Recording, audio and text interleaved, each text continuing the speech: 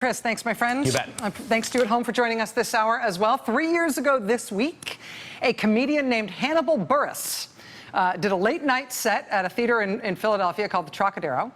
And he did something in that stand-up set that he'd been doing on and off in his stand-up routine for a long while, but for some reason, when he said it that specific night, 3 years ago in October 2014, for some reason, when he said it that night, it set something off.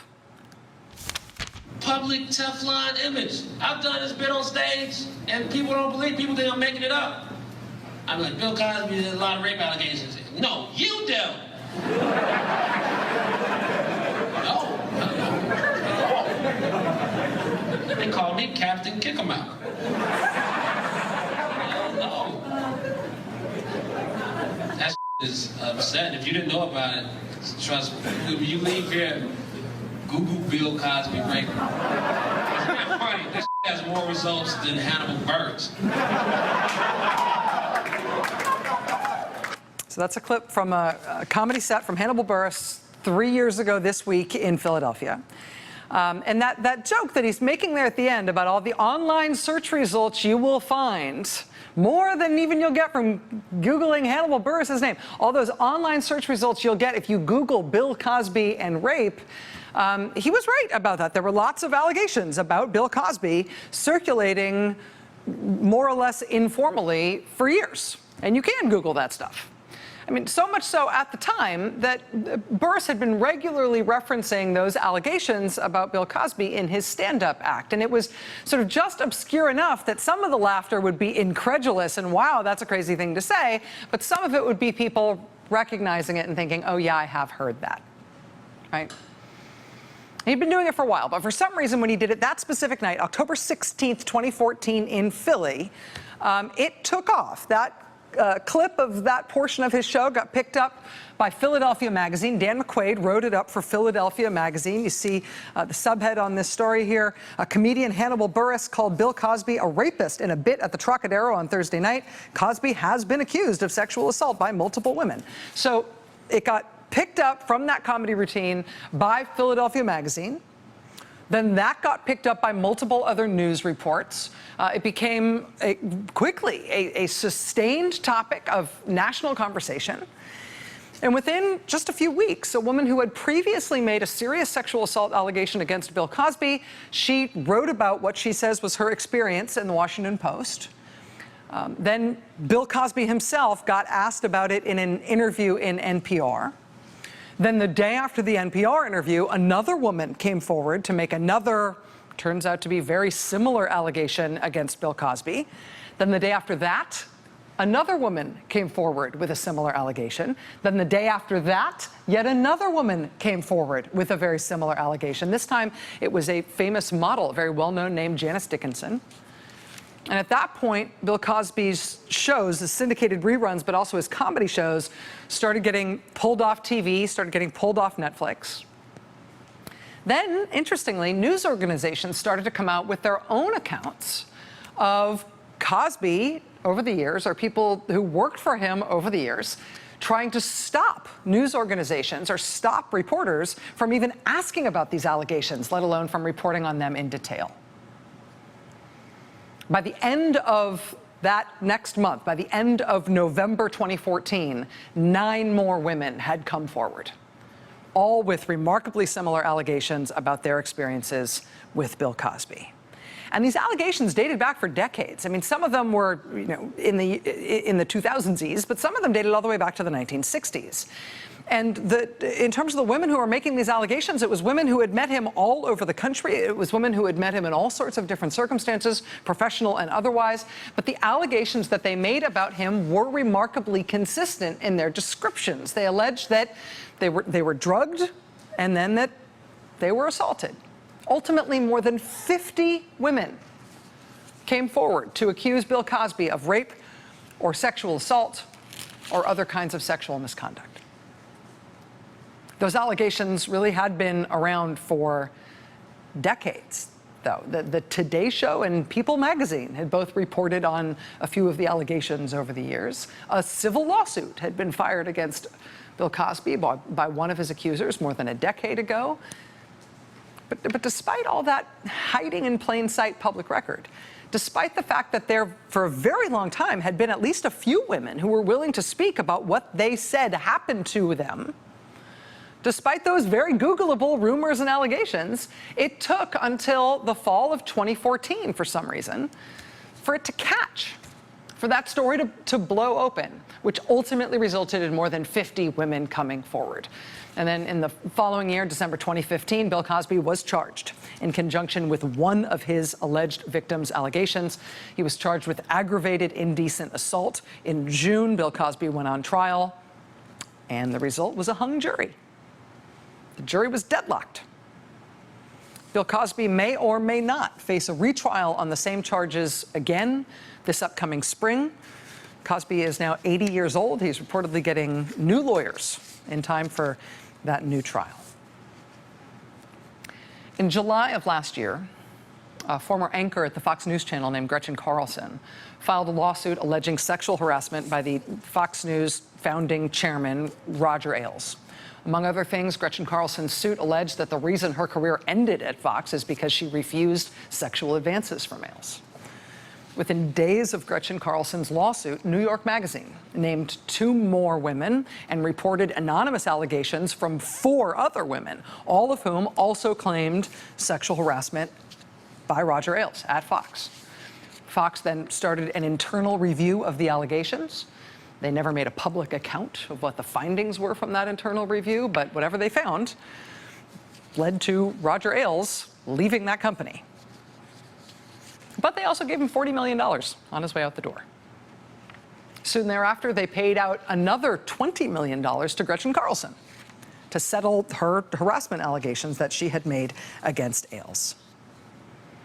But even beyond those very large payouts, this turns out to have been a very expensive time at Fox. We later learned that just as Roger Ailes was being forced out and paid that $40 million on his way out the door, Fox was also, very soon thereafter, secretly paying out another sexual harassment settlement against their other most high-profile employee, the former 8 p.m. Fox News host, who's named Bill O'Reilly. And that secret payout to settle a sexual harassment allegation against him, that was followed by another former Fox News host filing another sexual harassment lawsuit against O'Reilly and Fox. And then the New York Times broke the news that Fox had paid well over $10 million in more than half a dozen sexual harassment settlements to women who had made accusations against Bill O'Reilly over the course of a decade and a half. And by April of this year, Mr. O'Reilly was gone. And as remarkable as it has been to see the collapse, the public collapse of these previously untouchable, almost unimaginably powerful men in American politics and media and culture, honestly, it will not make sense to historians who try to look back on this remarkable time in American culture and politics and the collapse of all of these icons, while at the same time, those historians will find themselves having to refer to this time period in our country as the Trump era. I did try and she was married. It's huge news, Sarah. No, Nancy. Yeah. No, this was marriages. And I moved on her very heavily. In fact, I took her out furniture shopping. She wanted to get some furniture. I said, I'll show you where they have some nice furniture. I took her out furniture. I moved on her like a but I couldn't get there. And she was married. Then all of a sudden, I see her. She's now got the big phony and everything. She's totally changed her look. She's your girl's hottest in the purple. Whoa. Yes. Whoa. Yes, the Donald has scored. Oh, my man. Wait, you got to look at me when you get out. You're like, Sets this up. That is very you give me the thumbs Look up. at you. You are a Thumbs up. You got to give the thumbs up. Can't be too happy. Else off first? Yeah, let me. It's very You funny. got to give me the thumbs up. All right, you and I will walk down. Oh, my God. Maybe it's a different one. Better not be the publicist. No, it's her. Yeah, that's her, with the gold. I better use some Tic Tacs just in case I start kissing her. You know, I'm automatically attracted to beautiful. I just start kissing them. It's like a magnet. You just kiss. I don't even wait. And when you're a star, they let you do it. You can do anything. Whatever you want. Grab them by the you can do anything. That tape came out a year ago this week, which was 1 month before the presidential election. And one of the things we've talked about in the last few days is how the day that tape came out, a year ago this week, that day was one of the most insane news days in the entire election cycle. It was one of the most insane news days in American politics in a long time. All in the same day. That was Hurricane Matthew hitting Florida. That was the federal government announcing that Russia was trying to interfere in our presidential election. Then it was that Access Hollywood tape coming out with the presidential candidate of the Republican Party bragging about groping women without their consent and getting away with it. And that was followed immediately, within the hour, by WikiLeaks starting to dump the personal emails of the Clinton campaign chairman, John Podesta, his emails which had been hacked by Russian intelligence. That all happened on the same day. That all happened before dinner time. And in the days that followed the Access Hollywood tape, more than a dozen women came forward to make allegations that Donald Trump, in fact, had done to them in real life what he was bragging about on that bus. Everything from forcibly pinning women down and kissing them without their consent to sexually groping women without their consent, just as he had described on the bus. And at one point, candidate Trump said he would sue all those women who were making all of those allegations. He never did. He also disparaged some of the women who were making those allegations as essentially too unattractive to be worth him assaulting them. But then, of course, he got elected president. On Friday of last week, to mark the anniversary of that Access Hollywood tape becoming public, the feminist group Ultraviolet played that tape on a loop on the National Mall for 12 straight hours. They just aired it on a loop from 9 a.m. to 9 p.m. just so as a country we'd get a tangible reminder that the man serving as commander-in-chief, the man sitting behind the desk in the Oval Office, is that same guy who bragged on tape about being able to get away with sexually assaulting and groping women whenever he wanted to because he's a star. It's the Trump era. And President Trump, like Bill O'Reilly, like Roger Ailes before he died, like Bill Cosby, all of them denied these allegations against them. But this is the era that we are living in. And now it's Hollywood.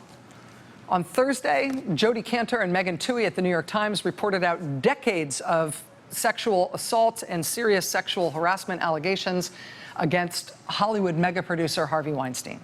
We're going to be speaking with New York Times reporter Jodi Kantor about breaking that story. She's going to be here tomorrow night to talk about that New York Times reporting here on this show. I'm very happy about that. But by now, you've heard the basics of what Twohey and Kantor reported out at the New York Times. Nearly 30 years of allegations. At least 8 women named in the story, including famous actors like Ashley Judd and Rose McGowan. And again, what these interviews showed from all of these different women over a long period of time is a strikingly consistent pattern of alleged behavior. Harvey Weinstein allegedly isolating young women, getting them alone, women who were in a position of either directly working for him or being professionally dependent on him as a Hollywood producer. And then the alleged behavior is just textbook sexual harassment up to and including serious sexual assault. He's repeatedly described as taking off his clothes, exposing himself, demanding sex, demanding sexual contact of various kinds, refusing to take no for an answer, and then allegedly retaliating against young women who managed to escape him, managed to rebuff what he was trying to do. And what the Times broke on Thursday is these stories about what these 8 women allegedly say happened to them when Harvey Weinstein got them alone. But it's also the story of Harvey Weinstein not alone. It's Harvey Weinstein himself and the Weinstein Company trying to keep the lid on all of these allegations, including at least 8 reported cash settlements paid out to women who made claims against Harvey Weinstein. But as in so many other instances like this, this is also the story of an open secret, of this alleged behavior being something that was widely known and widely discussed in the industry. And those of us who are outside the industry wouldn't necessarily have been privy to those rumors, but you know what? Because it's the show business industry, we can actually see evidence of that. We can see evidence of how widely this was understood and talked about and tacitly accepted in the fact that Harvey Weinstein's behavior toward actresses and toward young women was joked about repeatedly, openly, like on TV shows and when they were announcing the Oscar nominations. Oh, please. I'm not afraid of anyone in show business. I turned down intercourse with Harvey Weinstein on no less than 3 occasions out of 5. I know how former lovers can have a hold over you long after they're gone. In some ways, I'm still pinned under a passed-out Harvey Weinstein, and it's Thanksgiving. Congratulations, you 5 ladies no longer have to pretend to be attracted to Harvey Weinstein. That was as the Oscar nominations were being announced that year. And you hear people laughing and laughing and also people groaning, but it's a joke, right? And the reason the joke worked was because everybody knew what that was about, right? The premise of the joke there was widely held enough that that was considered to be funny, right? At an industry event for the Oscars and on TV in general for a national audience. What was well known enough to be a joke that would land, as recently as like this time last week, has now, because of this reporting, exploded. So that now, actually, for the first time in decades, it has costs for Harvey Weinstein, who has been fired from the company that bears his name, the company that will likely no longer bear his name.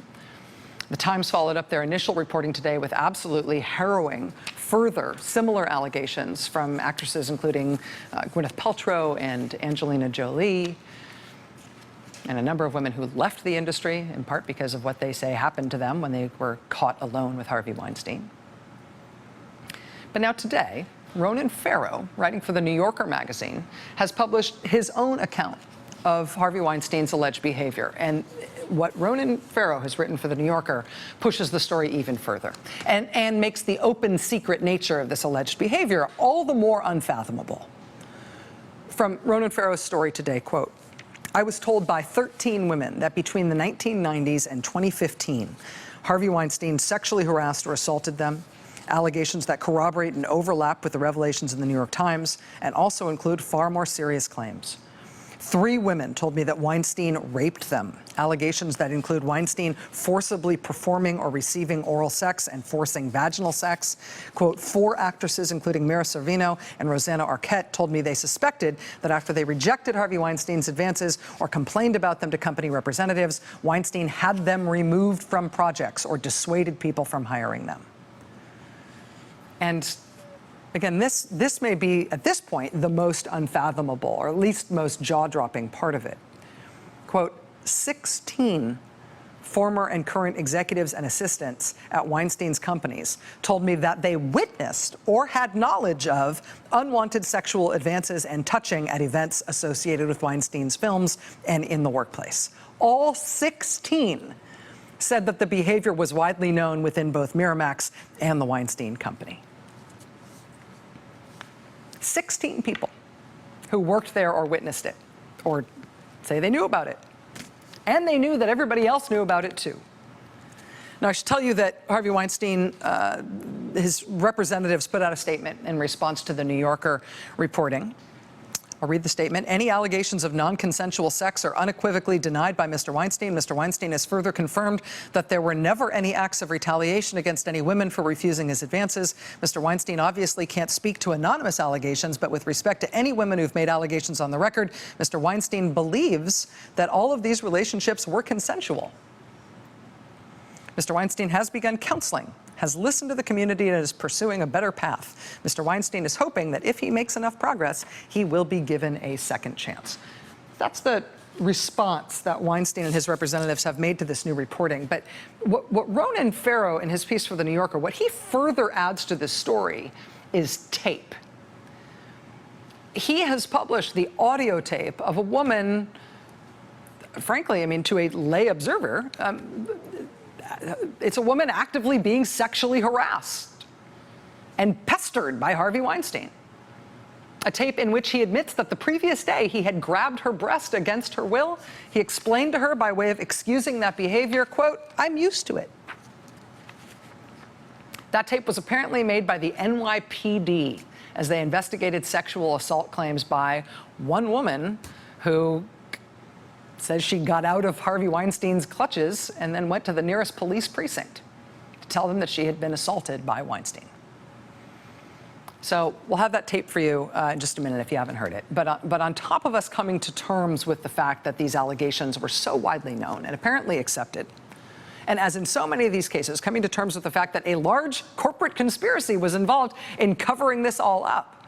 In this case, with Harvey Weinstein, there's now, as of today, also the question of why this was never, ever prosecuted anywhere. In any of the decades these allegations were made or talked about, and in at least one instance were reported directly to the police. Ronan Farrow joins us next. Stay with us. Hey there, I'm Chris Hayes from MSNBC. Thanks for watching MSNBC on YouTube. If you want to keep up to date with the videos we're putting out, you can click subscribe just below me or click over on this list to see lots of other great videos.